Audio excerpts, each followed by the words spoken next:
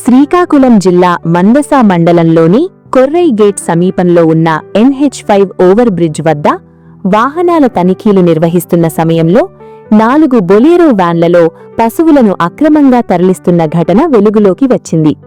ఈ తనిఖీల్లో భాగంగా Mandasa police station SI Shri K Krishnaprasad అక్రమ రవాణా జరుగుతున్న 4 వాహనాలను పట్టుకున్నారు.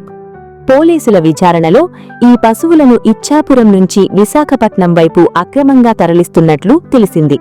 దీనితో పోలీసులు 4 బొలేరో వ్యాన్లను సీజ్ చేసి సంబంధితులపై కేసు నమోదు చేశారు. అలాగే అక్రమంగా తరలిస్తున్న పశువులను రక్షించి గోశాలలకు తరలించారు. ఈ వాహనాల తనిఖీ కార్యక్రమంలో కానిస్టేబుల్ ఢిల్లీరావుతో పాటు మందస పోలీస్ స్టేషన్ సిబ్బంది పాల్గొన్నారు. బరంపూర్ మీద నుంచి మన వైపు వస్తున్న ఇన్ఫర్మేషన్ మేరకు మేము వెహికల్ చెకింగ్ చేయడం జరిగింది.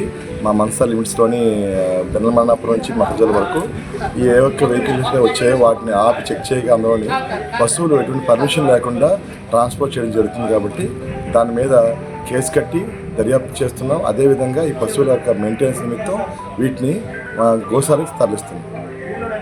ఎన్ని బళ్ళు? మొత్తం 4 బళ్ళు, సుమారుగా 17 పశువులు.